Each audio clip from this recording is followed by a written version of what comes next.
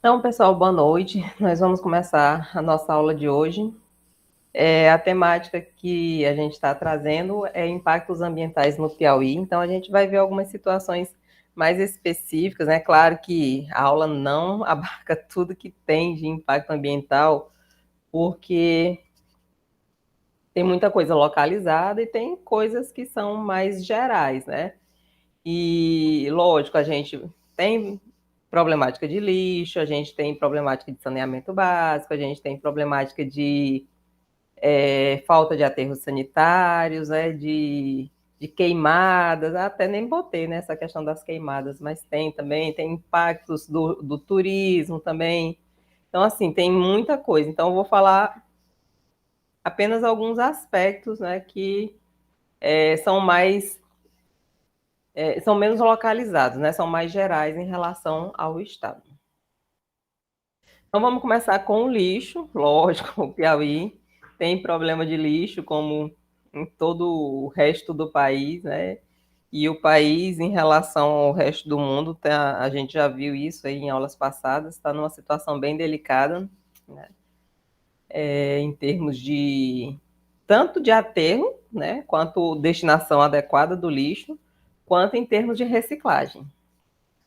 Bom, todavia, existe uma lei de 2010, que é a Política Nacional de Resíduos Sólidos, que ela gerencia, né, ou tenta gerir essa temática do lixo em diversos aspectos, né? E um deles é o que diz que todos os rejeitos do país devem ter uma disposição final ambientalmente adequada. E o prazo era de 4 anos. Pensa aí, raciocina. O tempo seria de 4 anos para que todos os municípios do país adequassem a destinação final do lixo, né? Ou seja, não deveriam acabar com os lixões no período de 4 anos e construir apenas os aterros controlados, né? Que eu acredito que a gente já até falou sobre eles, né? E também aí em uma das apresentações, ou foi na aula passada, numa das aulas. Enfim, né? Bom, o Piauí tem 224 municípios, né? Considerando essa lei, 39 municípios elaboraram um plano para destinação para controle, na verdade, né, dos resíduos sólidos, não só destinação, mas o que fazer, quanto que poderia ser reciclado, enfim, metas, né? E desses 39, até onde eu sei, assim, até onde eu descobri, apenas dois efetivamente conseguiram cumprir com o Plano Integrado de Controle de Resíduos Sólidos, que foi Teresina e Floriano, né? Então, assim, isso em 2018. Os municípios tinham elaborado o plano, mas não tinham implementado ainda, né? Não sei como que está hoje, se alguma coisa mudou nesse cenário. De qualquer forma, 39 de 224 é muito pouco, né? E eu acredito que tem estados que estão, inclusive, em situação pior do que a nossa. Mas o fato é que dessa porção tão pequena, menos ainda conseguiu efetuar o plano, né? Teresina já tem aterro controlado e está terminando o aterro sanitário, que é aquele, sim, que vai... tem a camada impermeável, né? E aí que joga o lixo e depois veda, e tem os canos para liberação dos gases, né? Enfim, tem todo aquele planejamento estrutural de como que vai implementar, né? Bom, Teresina ainda Professora, foi. Pode dizer. esse aterro controlado é um que ele é só coberto, né?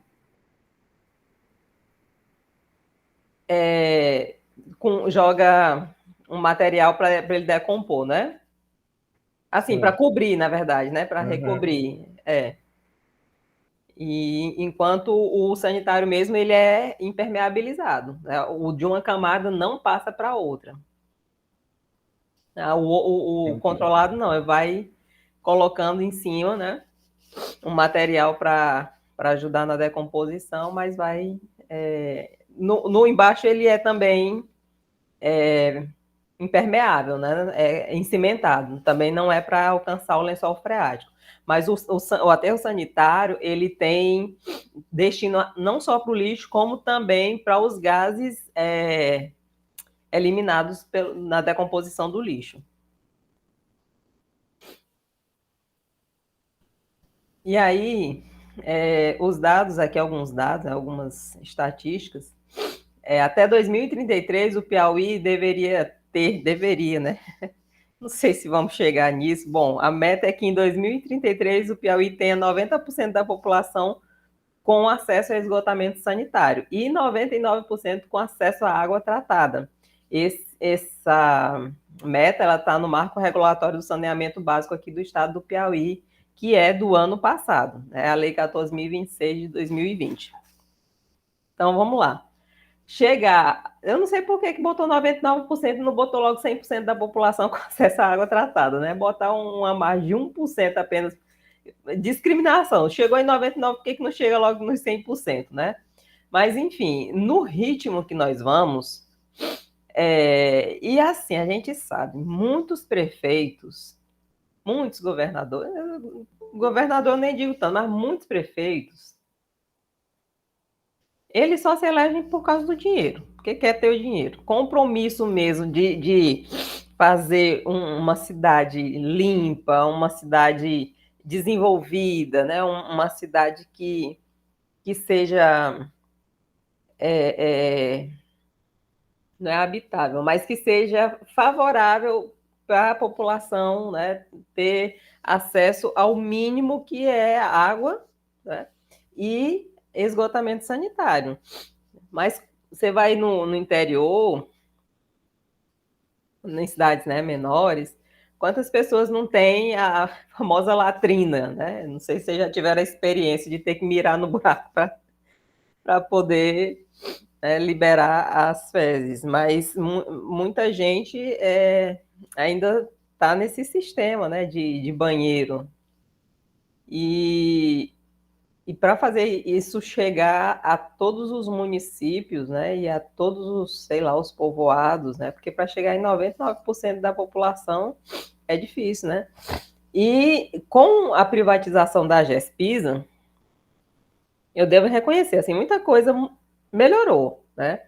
A Águas de Teresina, ela hoje é bem melhor, o atendimento é bem melhor em relação ao que era a Gespisa, mas vai precisar de muito, né, de muita coisa para chegar a distribuir para água, a distribuição de água chegar a quase totalidade da população, né? É claro que isso é o correto, porque não é possível que no século em que nós vivemos a população não tenha acesso ao mínimo, né, que são esses dois fatores que o governo público deve fornecer, que é o acesso à água tratada e o esgotamento sanitário. E qual é a nossa atualidade, né, para a gente chegar, de onde que a gente vai partir para chegar nos 90% ou nos 99%? Bom, atualmente apenas 14% da população tem esgotamento sanitário, né? É muito pouco. Para você chegar em 90% até 2033, tem que ter, eu não vou dizer que é impossível, mas tem que ter um investimento maciço, muito pesado, para que isso aconteça. Em termos de acesso à água potável, até que a gente está no caminho, né? 76% da população tem acesso à água potável, né? E o que o governo tem orçado para investir nesses aspectos, né, de água e de esgoto são 61 milhões, quando na verdade é necessário 1 bilhão. 1 bilhão de reais para que se cumpra essa meta. daí vocês tiram, né? Vai ser muito difícil a gente chegar, que nem vamos deixar a meta em aberto, para ver se quando alcançar a gente consegue aí dobrar essa meta, que nem diria a tia Dilma. Tá muito difícil alcançar a meta com esse investimento, né? E cada dia que passa, piora a situação, porque o dinheiro que o dinheiro do orçamento, em grande parte, vai para a tal das emendas, né? Que aí é uma forma do presidente comprar os deputados e senadores, principalmente os deputados, né? De comprar os deputados, que as emendas, né, são aqueles dinheiro que são que o presidente ou que é distribuído, né, compartilhado entre as unidades federativas, para eles aplicarem em projetos diversos, né, nos seus municípios. Daí os caras, como querem se reeleger, né, vai fazer uma obra ali e tal, aí diz que bota lá no currículo dele, porque eu fiz, não sei o quê. E, na verdade, ele estava vendendo o voto dele para apoiar o presidente na, na, na Câmara, né? Então, acaba não vindo um dinheiro específico mesmo para melhoria considerável. Porque quando vem, eles botam esses projetos, fazem uns projetinhos velhos, uma ponte do Rio Puti para o... Não vou nem dizer do Rio Puti para o Arnaí, mas é uma pontezinha qualquer aí no meio do mato, né? E aí fica como que tivesse benefício, mas dinheiro mesmo para obra grande mesmo tá difícil.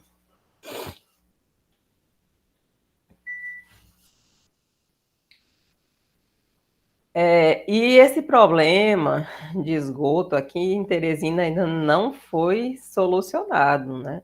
A gente ainda tem muito lançamento de efluentes nos rios, em especial no Rio Puti.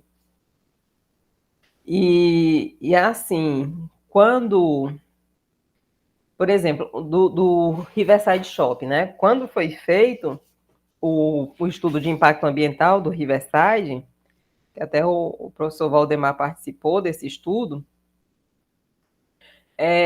não tinha previsão de tratamento de efluentes seriam lançados diretamente no Rio Puti, né? Dali do Riverside Shopping, no Puti. E aí, isso foi um dos objetos de, vamos dizer assim, de embargo, né, da obra. Não embargou a obra, lógico, só não emite a licença, né? Mas paralisa, né? Ou paralisaria, porque ainda estava na fase do estudo, né? Seria suficiente para não deixar a obra. Porque aí o professor até comentou, né, na época, já pensou, vem alguém do estrangeiro com uma determinada bactéria, um vírus, alguma coisa que não está circulando aqui, engraçado, tá meio que prevendo uma pandemia, né, e vai vai usar o banheiro do Riverside e isso vai cair no Rio Puti, e aí a população, os peixes vão consumir, aí a população vai consumir esses peixes, né? E acaba gerando aí algo mais sério. Mas, claro que o Riverside não teve que alterar, né, o plano para fazer esse sistema mais adequado, mas que ainda existem rejeitos sendo lançados às margens do Puti, existem, né? E esse é um dos grandes problemas do eutrofismo do rio, que aí aumenta muito o que é o eutrofismo, né? Esse aumento da matéria orgânica. Isso, mas assim, não é que eu não quero dizer, não é súbito, é esse aumento exagerado, né?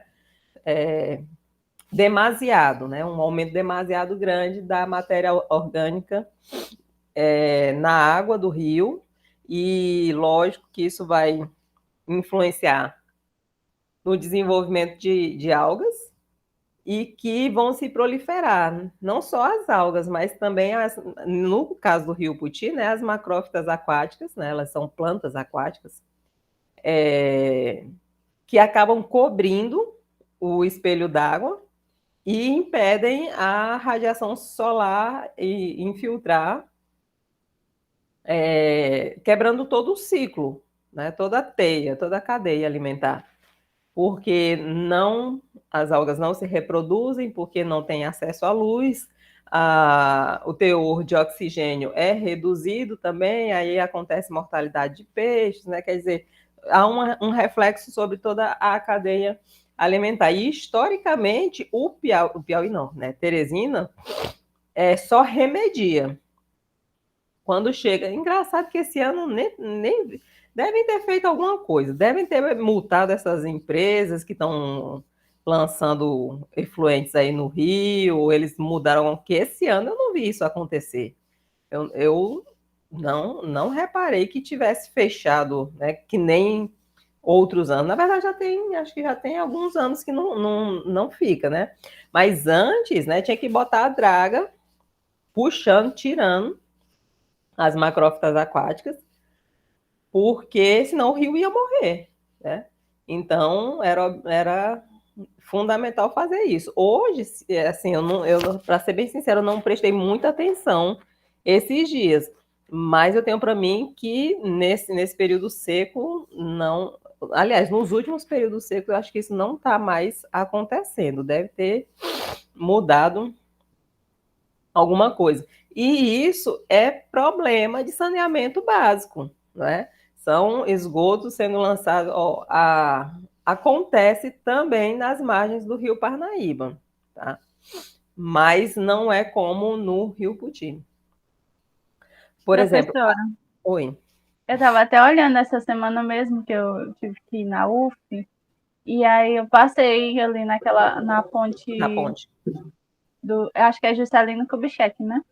Hum. E eu estava olhando, tem vestígios, um pouquinho Tem. aqui, um pouquinho ali, No mas lado, não está fechado como geralmente fica, não. Exatamente. E eu acho que já tem uns aninhos que está desse jeito aí, uns 2 ou 3 anos que eu não ouço falar desse problema. Eu acho que mexeram, raciocinando aqui, eu acho que mexeram em alguma coisa aí. Ou as empresas foram multadas, né? Ou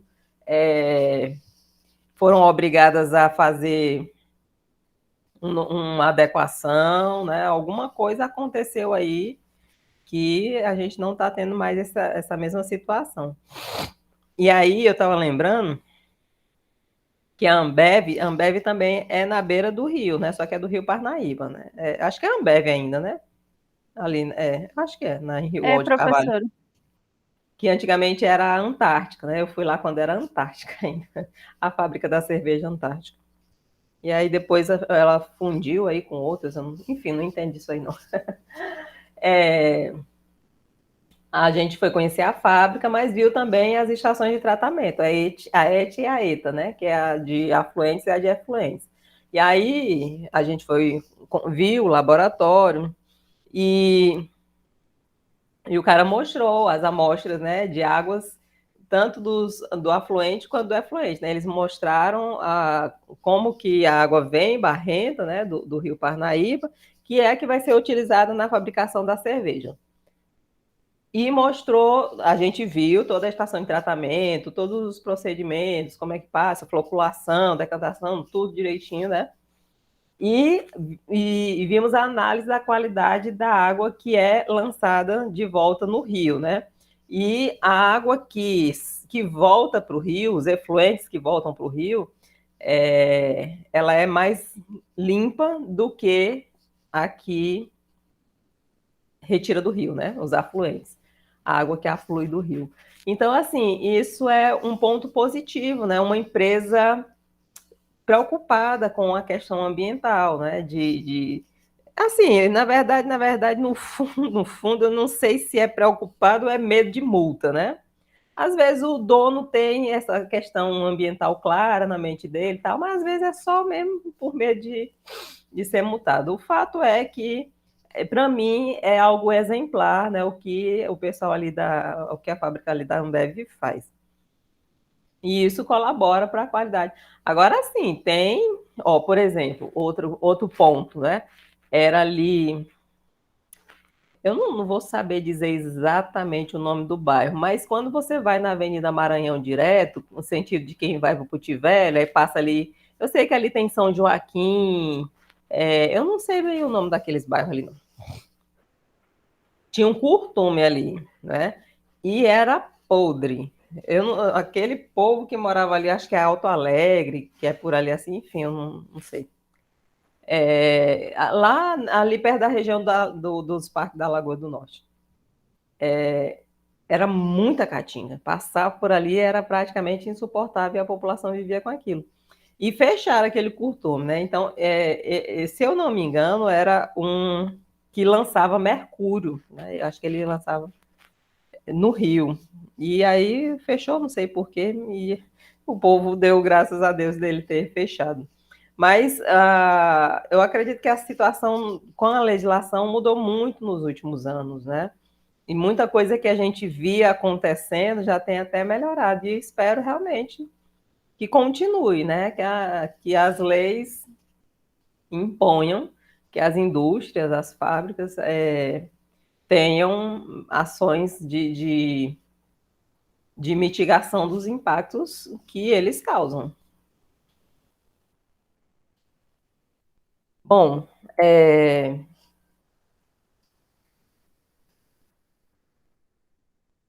um caso especial aqui de impacto que a gente vê no estado do Piauí é o que aconteceu aqui com a Lagoa do Portinho. Claro que tem fatores climáticos envolvidos, né? Pouca chuva, o movimento das dunas, que ali é constante. Todo ano, quando eu vou, as dunas estão numa outra conformação, né? Tem fechamento da estradinha que vai para a Lagoa do Portinho, enfim, né? Tem, de fato, algumas coisas alguns fenômenos naturais que influenciaram. Mas também tem situação não natural. Então, o fato é que a Lagoa do Portinho secou aí por alguns anos, né? Vocês estão vendo aí as pessoas andando, né? E aí era muito fundo, né? Eu lembro de que eu era menina, assim, quando um amigo da minha irmã morreu na Lagoa do Portinho. Tinha uns pedalinhos que a gente brincava na lagoa, né? E o rapaz estava nesse pedalinho e o pedalinho bateu. Eu não sei dizer o que foi, como foi que isso aconteceu, mas bateu num fio. E o rapaz morreu eletrocutado na hora, né? E caiu na lagoa, né? E para tirar o corpo dele foi complicado, porque era fundo, né? E aí, de repente, aí por volta de 2015, a lagoa aparece assim. Ali era um ponto turístico de que quem ia para o litoral banhar na praia tinha que tirar o sal na água do Portinho, na Lagoa do Portinho, né? Ali tem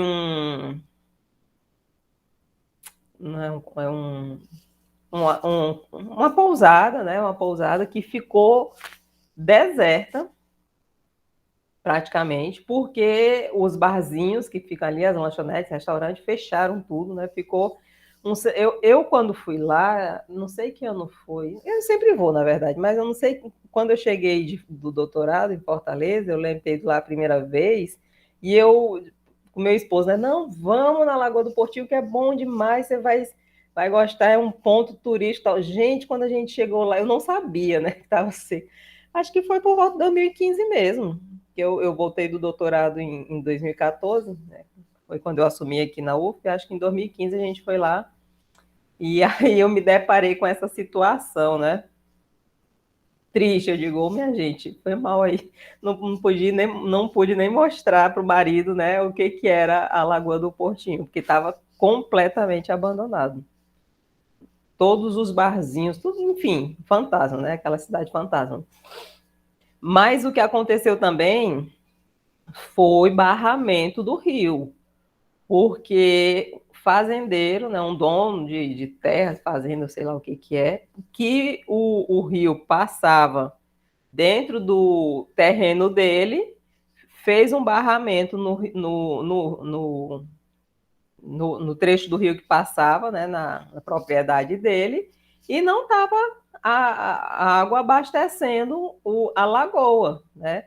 Então, assim, foi um somatório de fatores, né? Teve a questão das chuvas, que abasteciam a lagoa, as dunas, que se precipitaram e diminuíram a profundidade, e também esse barramento de água que aconteceu. A SEMAR foi lá, multou o cara, acho que isso foi em 2018 que aconteceu, não sei se foi 18, acho que foi 18, 19, para assim. E ele desfez. E a lagoa voltou, né? Olha aí. A lagoa, meu esposo pôde ver a lagoa, está banhando ali atrás, né?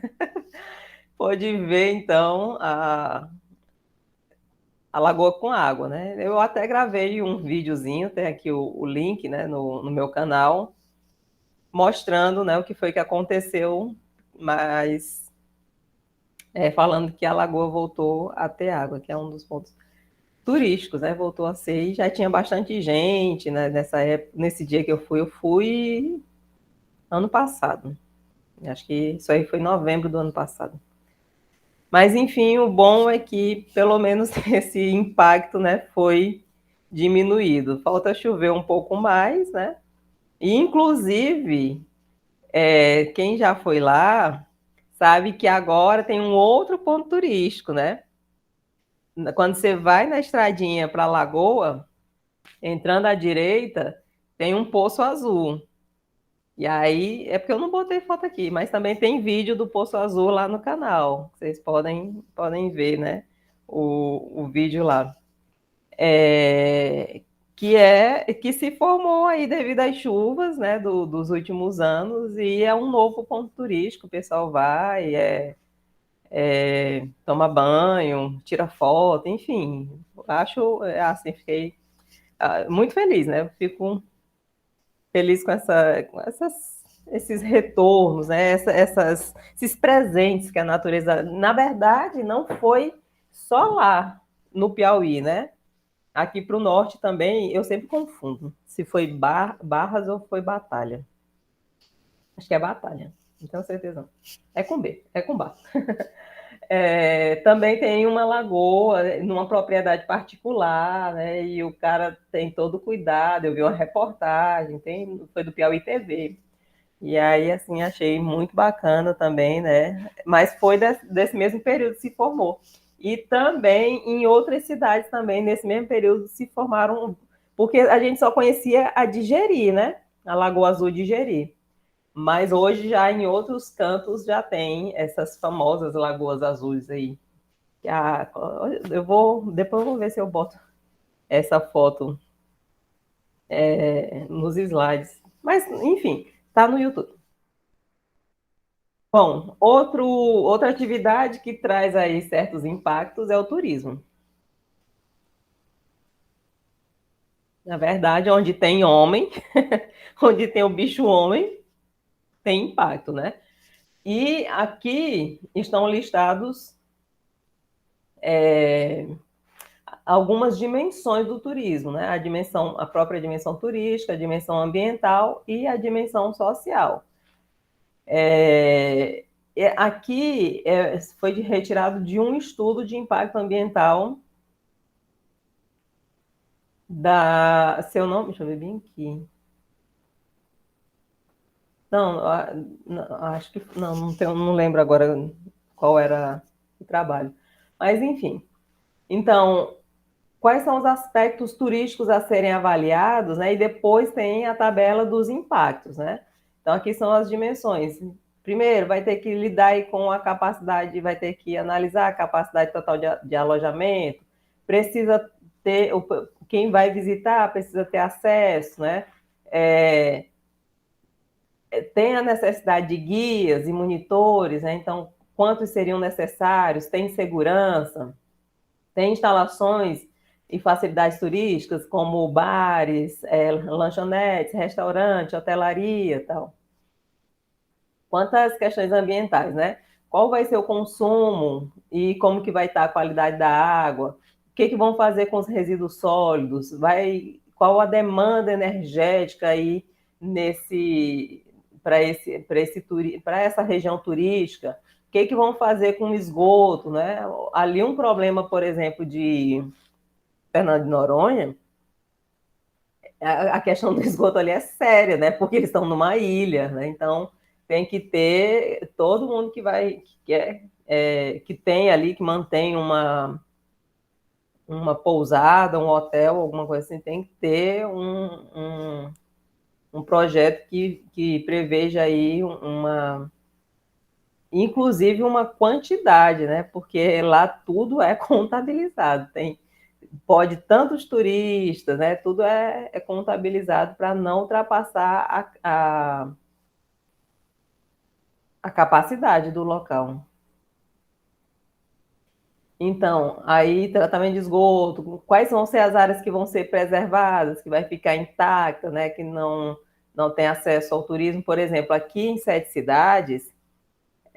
Não sei se vocês já tiveram a oportunidade de ir, né? A unidade de conservação aqui entre Piripiri e Piracuruca.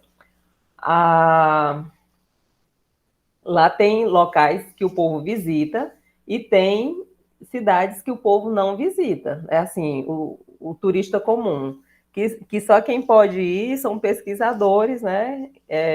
Que têm autorização porque são áreas efetivamente preservadas. Então, a gente visita algumas das cidades apenas, a gente não visita todas as cidades, né? Então, precisa dessa delimitação de quais vão ser as áreas que vão ficar apenas como para preservação, né?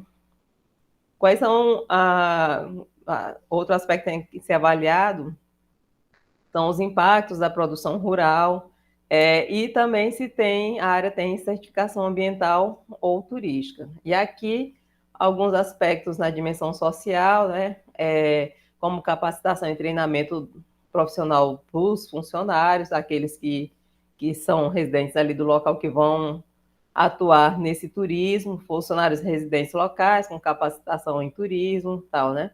Aí tem a dimensão cultural, econômica, né, que envolve rentabilidade, disponibilidade de funcionamento, gastos do turista que o turista vai ter, quanto que vai se investir em turismo no local, né? Quais períodos do ano tem maior demanda daquela área para o turismo e outros fatores. E aqui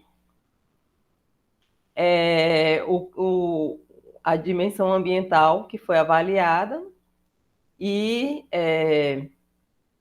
quais são os critérios de análise e o resultado para dizer se aquele empreendimento de turismo era sustentável ou não, né? Na forma como o turismo está sendo praticado no Delta. Então, quanto ao consumo e qualidade da água, teve que se avaliar a quantidade consumida por turista num determinado período. Aí o resultado é que aquilo era insustentável. E realmente, Parnaíba eu não sei, mas Luiz Correia tem um problema, né, que é histórico, o pessoal reclama muito, que quando vai muita gente para lá, por exemplo, no Réveillon, não tem água suficiente para todo mundo, né? Falta muita água e muita gente reclama desse problema, né? Por quê? Porque se permitiu um turismo maior do que a capacidade de fornecimento de água do município, do local, né? Então, é algo que tem que ser avaliado no projeto.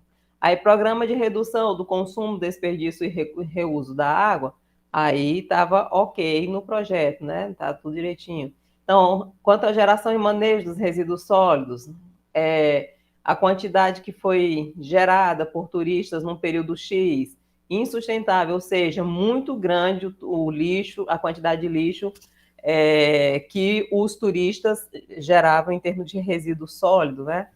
Consumo de energia, a energia consumida por turista no período X, ok, tá tranquilo. Tratamento de esgoto, tá também ok quanto ao tratamento de esgoto. Áreas naturais preservadas, deveria ter mais, né? Insustentável, né? A melhoria da qualidade do ar estava ok, né? Então, os outros parâmetros também. Então, a gente vê que tem um certo impacto no turismo ali no Delta que tornam esse aspecto do turismo insustentável. São aspectos que precisam ser avaliados, que precisam ser sanados, né? Alguém quer comentar alguma coisa? Falar alguma coisa?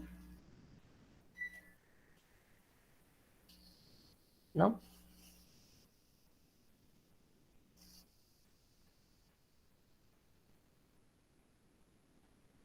O WhatsApp está querendo voltar. Bom, outro aspecto são as unidades de conservação, né? Unidades de conservação são áreas de preservação ambiental. Aí elas são divididas em duas categorias: as unidades de conservação de proteção, as unidades de proteção integral e as unidades de uso sustentável. As de proteção integral são aquelas que só é admitido o uso indireto, ninguém pode extrair nada, quem vai fazer pesquisa precisa de uma autorização especial. E as de uso sustentável são aquelas que admitem uma certa forma de uso direto, né? Como é o caso das RESEX, que são as reservas extrativistas, que aí a população local pode extrair produtos que são necessários à sua sobrevivência, né? A manutenção daquela comunidade local, que são as reservas extrativistas. Bom, como que a gente está em termos de unidade de conservação aqui no estado do Piauí? São, se eu não me engano, 44 unidades de conservação no estado do Piauí, entre federais, estaduais e municipais. Lógico, as unidades de conservação federais são muito mais conhecidas e efetivamente são as maiores no estado, né? Então, talvez vocês conheçam algumas de ouvir falar ou até mesmo de frequentar, né? E outras talvez vocês não tenham ouvido falar ainda. Dentro das federais, a gente tem aqui a APA do Delta do Parnaíba, que é a mais conhecida e mais incentivada pelo governo no estado, tá? Pelo governo. Porque se for de iniciativa privada, particular, na verdade, vou nem dizer privada, de iniciativa particular, a Serra da Capivara é a mais difundida, né? Mas não por iniciativa do governo, por iniciativa da gestora da unidade de conservação, que é a Niede Guidon, né? E dentro da APA do Delta do Parnaíba, tem aqui em vermelho uma RESEX, que é a Reserva Extrativista do Delta do Parnaíba, né? Que é onde a comunidade local coleta os caranguejos, né? Elas podem coletar os caranguejos para viver. Aqui a gente tem a APA da Serra da Ibiapaba, que vai pegar tanto municípios do estado do Piauí quanto do Maranhão. Dentro da área da Serra da Ibiapaba está o Parque Nacional de Sete Cidades, é uma unidade dentro de outra. Está o Parque Nacional de Sete Cidades, aqui pegando os municípios de Piripiri e Piracuruca. Só um instantinho.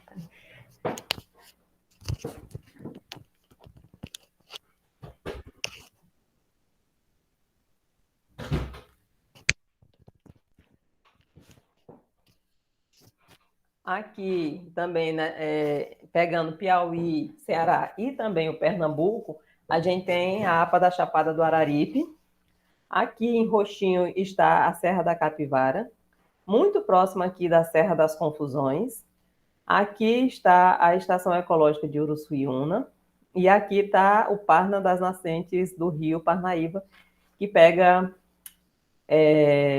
acho que pega Piauí, Maranhão, acho que Tocantins, acho que são esses 3 estados. Eu não sei se pega um pouquinho da Bahia também, mas Tocantins, Piauí e Maranhão é certeza.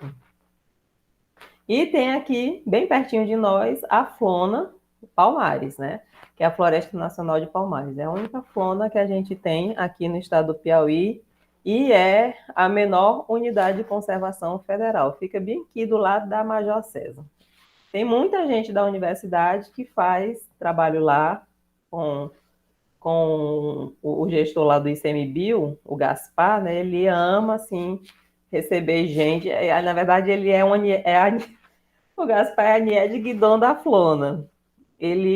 O que ele puder fazer, ele faz o WhatsApp, faz grupo, ele faz divulgação, ele chama para fazer pesquisa, enfim, assim, Ele tem uma paixão por aquilo ali. Inclusive, eu tenho até um projeto de extensão que eu escrevi para ser desenvolvido lá na Flona, né? Só que, como o meu nome ainda não está, eu vim transferido de Bom Jesus, mas meu nome ainda não está conectado com a biologia aqui, aí acabou não conseguindo bolsa para o projeto, né? Esse ano eu vou tentar de novo, não sei como é que vai ser. Com esse RH parado e não faz a minha transferência, mas enfim, deixa eu falar. Aqui estão as estaduais, né? Então, a gente tem aqui em Teresina o Parque Estadual Zoobotânico, a gente tem aqui, ó, no sul do estado, o Parque Estadual do Rangel, novinho em folha, aí a gente tem aqui o Parque do Canyon do Rio Puti, né, que é muito bonito, mas o turismo lá é caro. O cara cobra R$ 400 para levar para conhecer o Canyon, né? Enfim. A gente tem aqui a APA da Lagoa de Nazaré, e várias APAs aí de nascentes de rios, que são preservados por unidade de conservação. E também, cheirando a leite, aqui tem a área da Lagoa do Portinho, que é uma área de relevante interesse que fica aqui no litoral. Aí tem aqui a APA da Cachoeira do Urubu, que é estadual também, e aqui na Caatinga, a APA de Ingazeiras, né? E outras APAs que a gente tem aí. Tem aqui a APA da Serra das Mangabeiras, que fica dentro, praticamente dentro da, acho que é dentro do Parque Nacional das Nascentes do Rio Parnaíba. E aqui outros parques de nascentes também. Algumas unidades, elas estão só no papel, né? Porque na prática tem criação de animais dentro da unidade de conservação, tem queimada, né? Aliás, queimada é um problema que acontece, que é muito comum dentro das unidades de conservação do estado do Piauí, principalmente as municipais e as estaduais, porque não tem fiscalização, né? Então, o cara tem uma área boa, bacana, tal, faz a unidade de conservação, mas não tem quem cuide, na verdade, né? Porque, diferente das unidades de conservação federais, elas têm um gestor do ICMBio e tem alguns funcionários do ICMBio que atuam ali fora a equipe do Preve Fogo, né? Dentro das unidades federais. Nas unidades estaduais, é tipo assim, tá no papel e pronto, né? É o mesmo que acontece com as municipais, mas eu nem coloquei aqui as municipais. Como eu falei, essas imagens elas são muito pesadas, aí fica travando o, o restante dos slides, né? Então, eu botei só até as estaduais, não botei as municipais. Aqui em Teresina tem um monte de unidadezinha, tem o Parque da Cidade, tem o Horto Florestal lá no Mocambinho, tem ali o Parque do Encontro dos Rios, né? Tem o Parque da Prainha, né? Enfim, tem um negocinho pequenininho que aqui em Teresina. Os maiores mesmo municipais são o Horto Florestal e o Parque da Cidade. No Mocambinho, não, na Primavera. E quais seriam os impactos das unidades de conservação no estado do Piauí? Bom, o primeiro deles é o turismo, né? Lógico que essas unidades de conservação, muitas delas têm um potencial cênico muito bacana, né? Um cenário muito bonito e que atrai as pessoas, né? Sete cidades, assim, hoje ela já não é mais nada, mas Sete Cidades atraía turistas do mundo todo. Eu já fui várias vezes, e assim, ao longo da minha vida, desde criança, que eu ia com meu pai, né, que eu fui, na verdade, que eu lembro de ter ido com meu pai, até já professora da universidade, levando meus alunos. Então, assim, mudou muito. Tinha o Hotel Fazenda Sete Cidades, que era maravilhoso, assim, era o sonho, né, da gente poder se hospedar ali, fechou, aí depois abriram outro hotel, né, 2 outros hotéis, e hoje não tem mais nenhum hotel lá dentro funcionando, só tem um moradorzinho na saída do parque, na saída de Piracuruca, que ele tem 3 quartinhos lá, e quem vai pesquisar ou vai, enfim, né, dá para ficar lá nos quartos, e o senhor faz a refeição lá, desde o café está incluído na diária, e a refeição, o almoço ele faz também, se combinar, né, com a pessoa combinar com ele. Mas é maravilhoso, assim, eu gosto demais de visitar 7 cidades, por mais que eu já tenha ido várias vezes, né? E, lógico, o turismo gera renda, né? O turismo ajuda na propagação da cultura local, dependendo de onde seja o turismo, né? A gente tem aqui também nessa outra cena o delta do Rio Parnaíba, que também vem visitantes aí do mundo todo, são 3 deltas em mar aberto no mundo, né? E o do Piauí é um deles, é um privilégio para a gente ter aquilo ali, e a gente deve valorizar, né, o que é nosso. Então, assim, vale a pena fazer o passeiozinho do barco no Delta, né, conhecer o Rio Igaraçu, ver, assim, o Rio Parnaíba de uma profundidade, uma largura que você não vê por aqui. Então, assim, as ilhas, fazer uma pausa nas ilhas, é muito bacana, assim, quem se puderem, né, se não já tiverem feito, façam, porque é uma coisa que vale a pena. Conhecer também, eu falo já das outras, né? Então, tem todos aquelas dimensões que a gente viu ainda agora, né, tanto positivas quanto negativas, e depende muito de como vai se gerir isso, de como vai se deliberar sobre cada impacto que o turismo possa causar dentro dessas unidades de conservação. Mas o principal claro que as unidades, elas, dependendo da beleza dela, elas têm um potencial turístico grande, né? Mas, acima de tudo, a função das unidades de conservação é a proteção de parcela significativa dos ecossistemas daquele local, né? Aqui nós temos unidade de conservação dentro do Cerrado e temos unidade de conservação dentro da Caatinga, né? Então, a Caatinga piauiense, ela está bem preservada dentro de unidade de conservação. 10% do estado está preservado em unidades de conservação da Caatinga. Então, essa é a maior função das unidades de conservação. Então, traz um impacto muito bom. Então, assim, aqui no Piauí, proporcionalmente, se você comparar, por exemplo, com o estado do Ceará tem menos área protegida proporcionalmente, né? Ou percentualmente. Tem menos área protegida dentro do estado do que o Piauí, né? Então, isso é um aspecto muito bom. O grande problema que a gente tem é que muitas delas estão abandonadas, né? E, por exemplo, São Raimundo Nonato, se não fosse mesmo a iniciativa ali da Niede Guidon, por exemplo, o Parque das Nascentes do Rio Parnaíba, coisa mais linda, né? Cerradão, você vê ali onde o rio nasce, né? Como ele começa a correr ali, e só que ali ninguém visita, né? Então, até o acesso para você chegar lá mesmo é muito difícil. Então, se não tem estrutura, como a gente viu, né, acesso a unidade de conservação, guias, se não tem isso, não atrai, né, as pessoas para a visitação. A Estação Ecológica de Uruçuiuna é a mesma coisa. Tem moradores lá dentro, né, que participam, inclusive, do Preve Fogo, mas não se tem um incentivo ao turismo, né? De certa forma, eu acho que ele é até bom, sabe? Deixa quieto.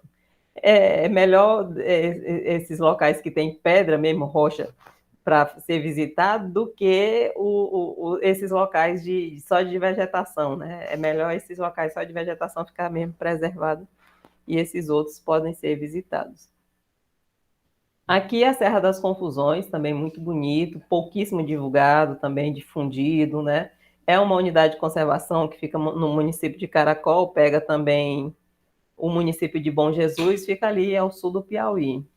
Aqui, muito conhecido, né, São Raimundo Nonato, e o que a Niede Guidon tem feito ali, assim, é fenomenal, né? Já tinha o Museu do Homem Americano, agora ela fez um outro museu, né, o Museu da Natureza, e é cheio de tecnologia e não tem um centavo do governo brasileiro, é tudo que ela consegue fora do país, né, para investir. E a única coisa que ela tem pedido ao governo daqui, né, do Piauí, é o bendito aeroporto para que as pessoas possam visitar o parque e ver toda aquela estrutura maravilhosa que tá ali. Quem já teve a oportunidade de ir na Serra da Capivara, é maravilhoso, é encantador. Eu ainda não fui no Museu da Natureza, né, que é novo, foi inaugurado, acho que tem uns 2, 3 anos aí. Eu já fui lá pro Surilé, é lindo. É maravilhoso. É coisa de primeiro mundo no meio da Caatinga, né? Pois é, aí lá quando a gente sobe, no parque mesmo, quando a gente sobe lá na parte mais alta, né? A idade Sim, de ver no Mirante, né? Tipo um no Mirante. Mirante. A idade de ver o museu, assim, lá no meio do nada, assim, sabe? É muito lindo. É uma visita muito bacana. A gente tem aqui também o nosso Parque Zoobotânico, né? Que está aí com problemas. E a Sádia, a Sádia Castro, que é a secretária estadual de Meio Ambiente, ela tem a ideia, né, de retirar os animais de lá e levar para outros locais, né? O parque em si não vai fechar, mas não teria mais os animais à exposição, só ficariam os animais resgatados, né? Porque o centro veterinário permaneceria lá, o centro de resgate de animais, né? E de resgate e cuidado dos animais, mas não receberia mais outros animais que estivessem, né? Para serem expostos, né? O que vocês acham disso? Eu acho que ela tá querendo tirar o corpo dela, tirar a responsabilidade dela, porque ela tinha que estar cuidando dos bichos que estão lá. E aí, retirando esses bichos que estão lá, abre margem para o parque ser destruído. Eu tenho essa opinião. Eu entendo. Agora, sim, é porque foi feita uma parceria público-privada, né? A concessão foi repassada aí para uma empresa para que ela fizesse as melhorias e as melhorias que foram feitas foram pouquíssimas, né? Então, diante disso, como viu-se que a parceria privada não dava certo e o governo não tem mesmo dinheiro para fazer a estrutura que a unidade requer, né, que merece. Agora, assim, eu não, eu para ser bem sincero, eu não sou contra assim, é porque cada animal é um caso, né? Cada espécie é um caso. Algumas vão para santuários, né? Ela quer começar, acho que com os macacos, né? E tem algumas espécies lá. Porque os animais aqui, eles passam por condições muito estressantes, né? Professora, Oi, isso só me lembra do caso daquela ursa que a tinha. onça macha. Eu ficava cortada de pena de ir naquele lugar e ver aquele bicho caminhando para um lado e para o outro, para um lado e para o outro. Ave Maria, eu não gosto muito de ir no zoobotânico porque eu Mas sinto pena dos animais. eu falo como estagiário de lá, né? Que eu sou estagiário de lá. E aí esses bichos, por exemplo, que tu tá falando aí, que tem esse comportamento repetitivo, eles já chegam assim lá porque, por exemplo, a ursa, ela era de um circo. E no circo obrigavam ela a fazer esses movimentos repetitivos, né? E aí, depois que o zoobotânico acolheu ela até melhorou mais, porque antes ela era pior. Uhum. Mas assim, a gente não pode negar que ainda não eram as condições ideais para ela, né? Quando ela foi para o santuário, ela ganhou bastante peso, né? Ela ela aparecia bem mais feliz, até a cor da pelagem melhorou, assim, parecia uma outra ursa, né? Realmente é porque as condições de Teresina não dá para toda espécie mesmo, não, né? Não é toda espécie que aguenta É isso. um desafio viver aqui no BR Obró. Imagina Pois um é. animal daquele Ó, que não é porque assim, acostumado. isso, a gente aprende em ecologia que toda espécie, ela vive bem dentro do nicho dela, onde há condições e recursos adequados. Então, assim, naturalmente a gente não tem ursos em Teresina, né? O que significa que eles não vivem aqui porque aqui não tem o nicho dele, não tem as condições adequadas, pode até ter o recurso, mas não tem as condições adequadas para ele. Então, a gente não tem ambiente mesmo para manter uma espécie que não é daqui. O leão, o pobre do leão, vivia estressado, gritando com aquela pobre daquela leoa. Até que morreu, não foi, Erisvaldo? Ele morreu há pouco tempo atrás, não foi? Foi, morreu de velhice. Pois é. E ela vai morrer, e ela é a próxima, assim, porque ela está não sei quantos anos, eu acho que 10 anos, bem, E ou também mais. porque tem a questão de que a leão é bicho que vive em grupo, né? Aí isso também. É Exatamente. porque tem caso e caso, professor. Por exemplo, esse caso Sim, da leoa, eu sou totalmente a favor de ou mandar ela para outro zoológico, para onde tem outro leão, sim, ou trazer para cá é muito difícil. Então é melhor mandar para outro lugar. Mas é porque exatamente. o que querem fazer é tirar todos os bichos de lá.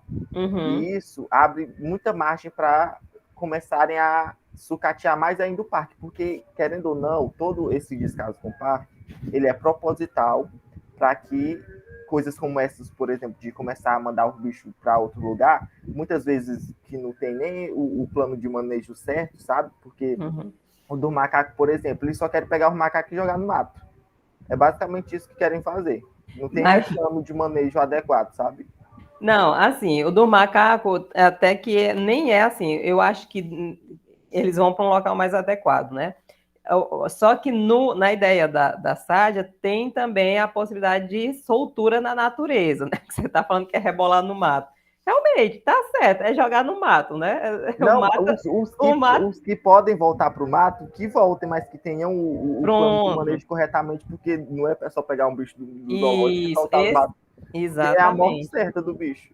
Essa é a questão. Se eles já estão vivendo há tanto tempo em cativeiro, né, eles são presas fáceis dos seus predadores, né? Eles já não têm mais habilidade de caça, de busca da alimentação, porque eles já foram acostumados ali a viver numa vida completamente diferente. Então, essa parte eu acho muito delicado. Por exemplo, soltar a cobra, eu não sou contra. É isso exatamente que eu falei no início e que você complementou aí.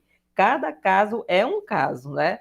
Então, tipo, soltar a cobra no meio ambiente, se for uma cobra típica daqui, eu não ou daqui ou onde quer que se solte, né? Desde que bote ela no nicho dela. Não sou contra. As cobras, eu acho que elas são predadoras de topo, ninguém vai predar elas, então elas têm como sobreviver. Agora, aves soltar na natureza, aí já é mais difícil, né? Mas realmente é para ser avaliado cada caso, é um caso, realmente. E aqui é a unidade de conservação mais recente que a gente tem em termos municipais. Aqui é no município de Bom Jesus. Há 2 anos foi decretado aí o Parque Ambiental Salão da Serra, né? Tem uma área de caatinga. E aqui nessa serra o pessoal sobe para ver, tirar foto aqui em cima, né, da cidade. Muita gente vai. E também tem a procissão, que eu acho que é na Semana Santa, que eles sobem, né? Aí tem um que eles chamam de salão, né? Que é uma parte plana onde eles têm uma cruz, tal, e eles fazem ali as. Só um instante.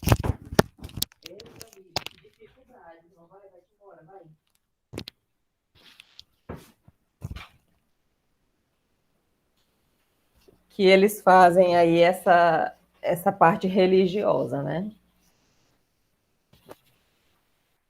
Aí aqui a gente tem Serra da Capivara, né? Aqui ainda tem o Delta do Parnaíba, e aqui tem 7 cidades que a gente já até mostrou. E hoje o governo, né? Na verdade, o ICMBio tem se falado não de ecoturismo, mas de turismo de base comunitária. Então, é um termo novo, é um conceito novo, né, que envolve questões turísticas. Então, existem 12 unidades de conservação no Brasil que o ICMBio está monitorando e implementando esse turismo de base comunitária. O que é isso, né? É um modelo de gestão da visitação protagonizado pela comunidade. A comunidade é quem comanda, é quem toma de conta, né? É o Gaspar da unidade de conservação, são os Gaspares, né? São as NIEDs das unidades de conservação, né? E isso gera benefícios coletivos, promovendo a vivência intercultural, a qualidade de vida, a valorização da história e da cultura dessas populações, bem como a utilização sustentável para fins recreativos e educativos dos recursos da unidade de conservação. Então, esse é um conceito criado pelo ICMBio em 2011.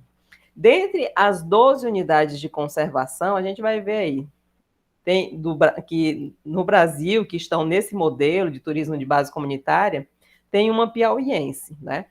E quais são os princípios do turismo de base comunitária? O primeiro deles é a conservação da sociobiodiversidade, né? Conservação da natureza, também salvaguardando o patrimônio sociocultural local. Outro princípio é a valorização da história e da cultura, né? O turismo de base comunitária deve ser capaz de desencadear um processo de reconhecimento, divulgação e valorização da história e cultura dos povos e comunidades locais, né?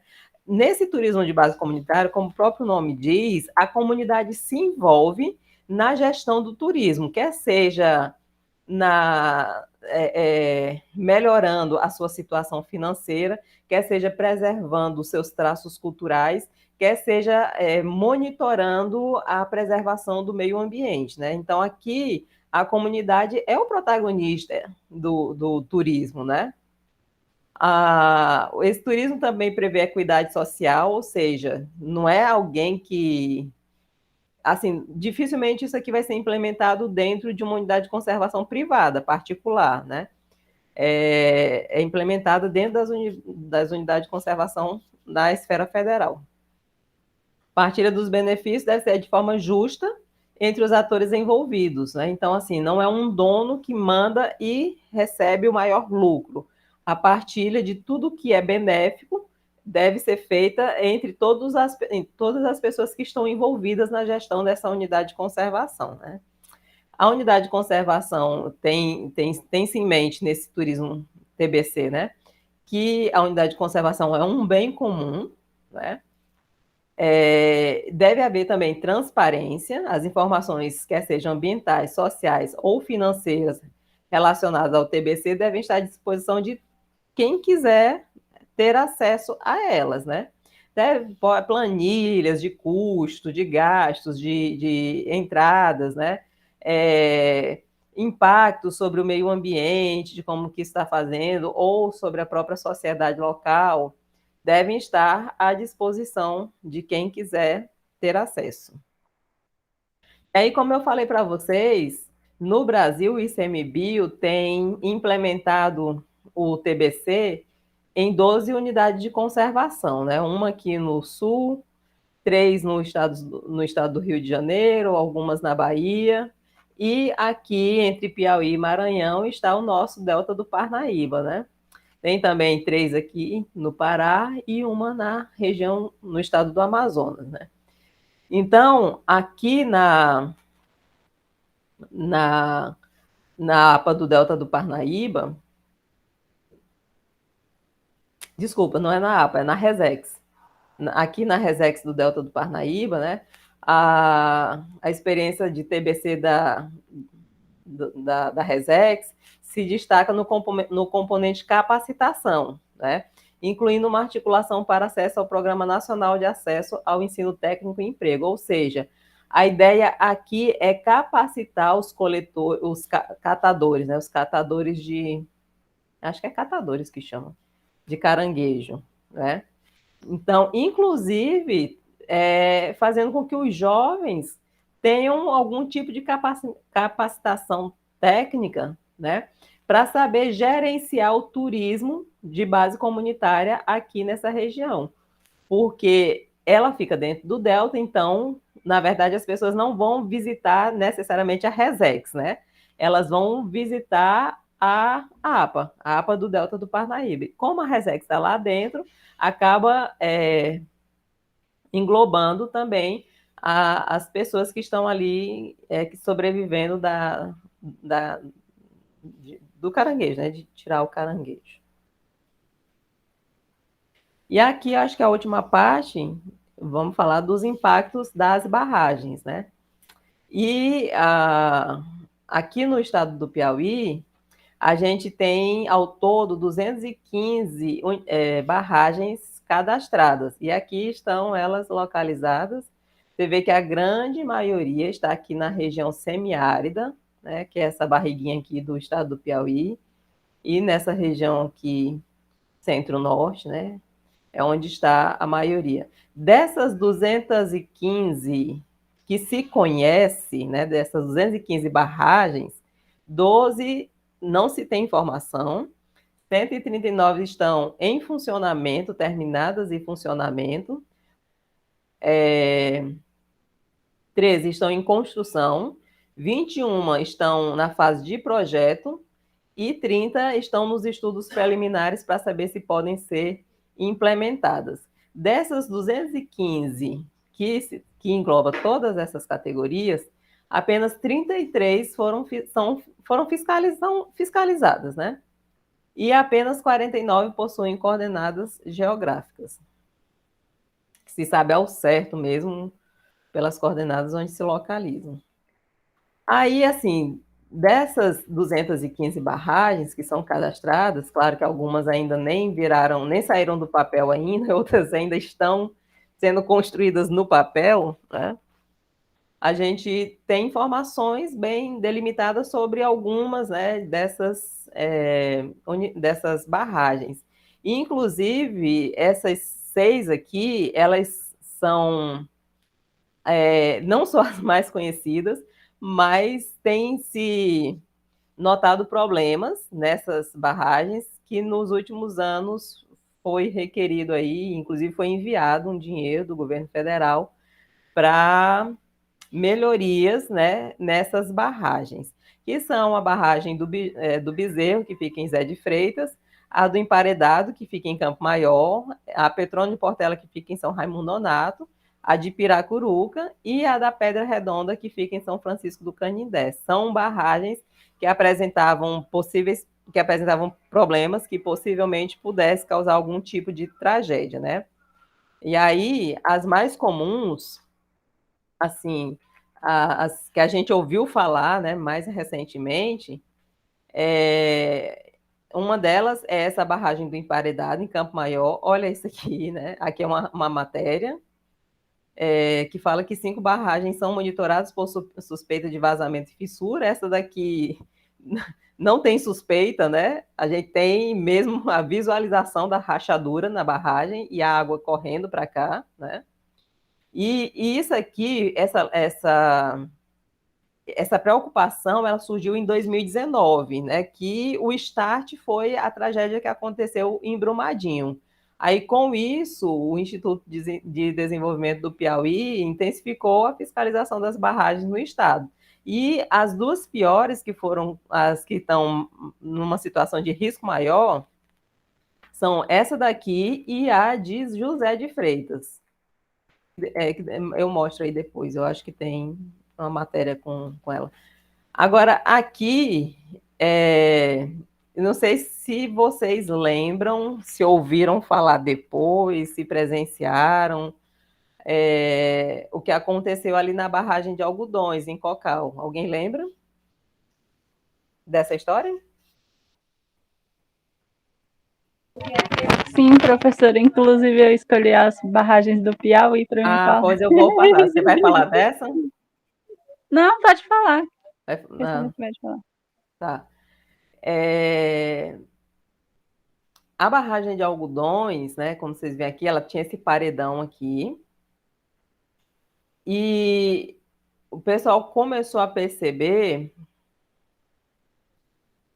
Ai, agora para eu me lembrar o ano, não sei se foi 2009, acho que foi 2009 que isso aqui Foi aconteceu. 2009, maio de Foi 2009. isso, que era o período chuvoso, né? E estava chovendo bastante. E o interessante é que chamaram o engenheiro que construiu a barragem, ele não era daqui, né? Ele não era.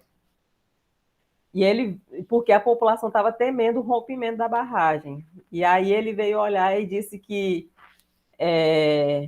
se aquela barragem, que a barragem era segura, e ainda zombou, né? Ele disse que se ela, se ela rompesse, ele rasgava o diploma dele. Né? Eu espero realmente que ele tenha rasgado, né? Porque isso aqui foi o que aconteceu. Esse paredão rompeu aqui, né?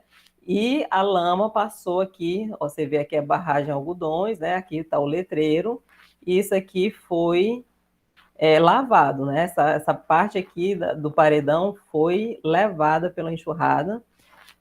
Graças a Deus, assim, era uma região de poucos moradores, né? Pouca gente morava na região e foram avisados também a tempo. E eu acho que teve só uma pessoa desaparecida, né? E acho que outra que se machucou, se eu não me engano, nos dados. Mas Foram 9 mortos, professora. não, tá certo, é isso mesmo. Foram 9 mortos, é verdade. É... E acho que um desaparecido, se eu não me engano. Nunca encontraram o corpo. Sim. E, assim, lógico que para uma tragédia dessa dimensão, realmente não foi, né, um número tão grande, né? Mas lógico que é um tipo de tragédia, né, que aconteceu. E foi realmente a maior tragédia ambiental aqui do estado do Piauí. Professora, algo Oi. curioso é que o pessoal realmente estava temendo que essa Sim, barragem iria arrebentar essa acontece. barreira, né? Sim, E o governo providenciou abrigos que as pessoas sim, saíram temporariamente de casa e foi, foram para escolas, igrejas, na comunidade. E aí veio esse cara e disse: Não, aqui tá tudo bem, foi, tá tudo de boas, voltem para as casas de vocês, que vocês estão perdendo tempo. foi E logo exatamente depois isso. que eles voltaram, aconteceu isso que eles tanto temiam, né? É verdade, foi exatamente isso mesmo. Triste. E aqui foi a do Bezerro, que em 2018, né, você vê aqui, você não vê limite de barragem, né?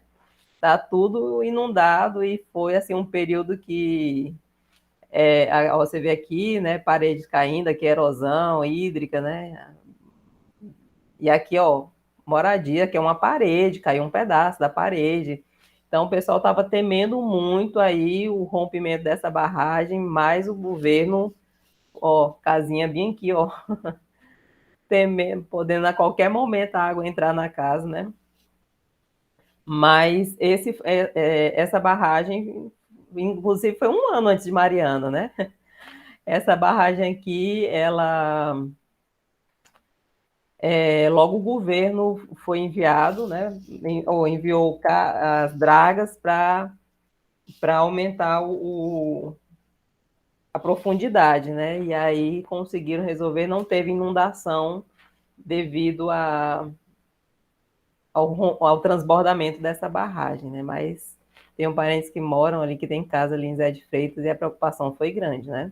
E Professora, foi, agora também no começo de 2020, estava um ano atrás, também teve essa preocupação por conta das paredes, também tá com rachadura, o pessoal estava pensando que por conta do alto nível de chuva, né, que a uhum, parede iria romper. sim, Aí eles só fizeram esvaziar, tiraram uma parte da água e disseram, não, agora tá, tipo, tá de boas, agora ela aguenta, com essa quantidade aqui. Mas, tipo, é uma irresponsabilidade sem limite, né? mas aí pelo menos veio um dinheiro, né, para ser investido nessas duas barragens, a de Campo Maior e a de José de Freitas, né? E aí agora em 2021 já estão mexendo nessa barragem do Bezerro lá, e boa parte dela, ó, estão fazendo esses paredões aqui, ó, né, de cimento, tal, tá sendo reformado lá, né? Diz que é para ser entregue no final desse ano, né? Ou seja, que é para 2022, período chuvoso, já não ter mais nenhuma ameaça, até porque imagina-se que como é que essa quadra chuvosa vai ser forte, né? Vai ser boa, né? Ou chamado inverno, que é no verão, vai ser bom, né? Assim esperamos. Então, pode ser que se não conseguir entregar isso aí até o final do ano, né? Pode ser que tenha problemas. E aqui, as que eu falei aqui, até aqui, são barragens estaduais, né? Ou municipais. Mas a gente tem aqui, a mais famosa do estado do Piauí, é a barragem de Boa Esperança, que faz o barramento do rio Parnaíba, né? Porque esse barramento é para geração de energia. Então, aqui está a localização, né, da barragem de Boa Esperança. Você vê que é o ponto, na cidade de Guadalupe, né, o ponto do barramento. Você vê aqui a espessura do rio, né, até chegar aqui nessa cota de inundação aqui, e como que ele continua aqui bem mais fino, né? Então, aqui tem uma imagem lá da barragem, e aí ela passou a ser utilizada como a hidrelétrica, né, passou a funcionar a partir de 1968. É feita com o barramento do rio Parnaíba, tem 53 metros de altura e a vazão é de 12 mil metros cúbicos por segundo. E tem 3 unidades geradoras de energia nela. Mas aí quais seriam os impactos das barragens? Né? Tem os impactos sociais e econômicos e os impactos ambientais. Entre os sociais e econômicos, lógico, nesse caso das barragens que são para produção de energia, a gente tem essa fonte de energia, né? Melhorias na qualidade de vida das pessoas que vão ter mais acesso a essa energia, pode ter uma geladeira, pode ter usar um ferro elétrico, enfim, né?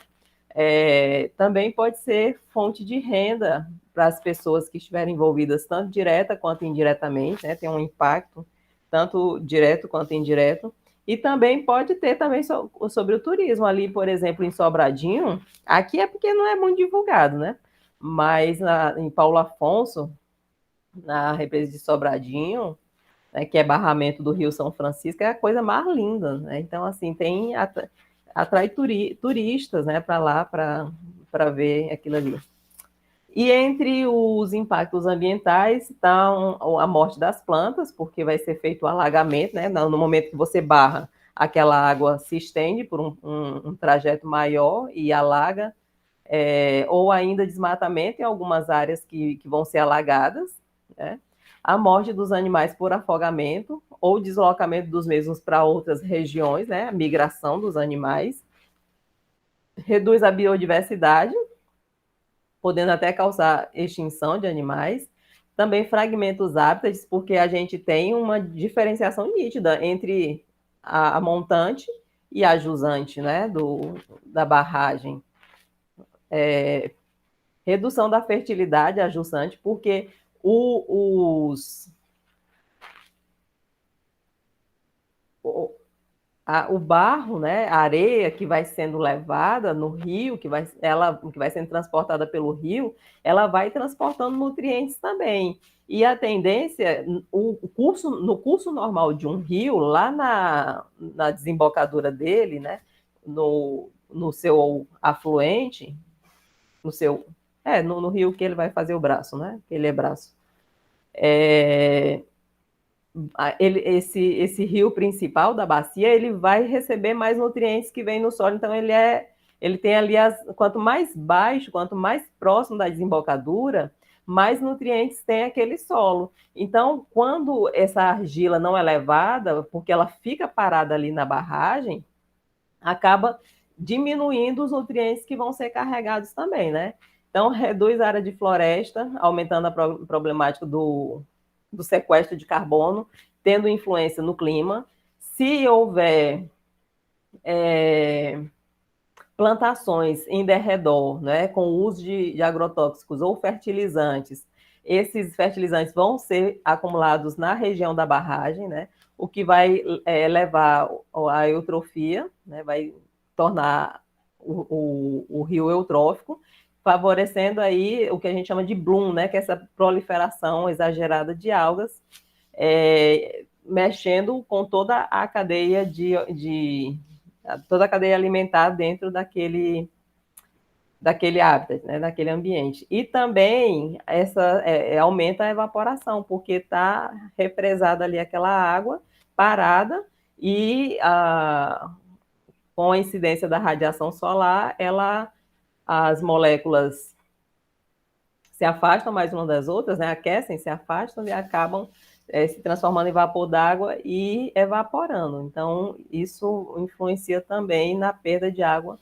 do rio. E aqui é uma barragem que está sendo construída, veio dinheiro também, já tem 82% dessa barragem que foi construída, né? O objetivo é abastecimento em Corrente, lá no sul do Piauí. O objetivo dela é abastecer de água as cidades de Sebastião Barros, Corrente e Cristalândia, lá já no extremo sul do Piauí. E também é utilizada para irrigação ao longo do Vale Ajusante e a montante também da barragem, aproveitamento hidroagrícola em torno do lago e também implantação de atividade de piscicultura e lazer no local, né? Que nem ali a barragem do Bezerro, que as pessoas também usam para tomar banho lá, tem as barraquinhas, lanchonetes, né? Os restaurantes, tudo, que a pessoa vai para passar o domingo lá, os finais de semana, se divertir, né? A ideia é a mesma. E é isso, gente. Algum comentário?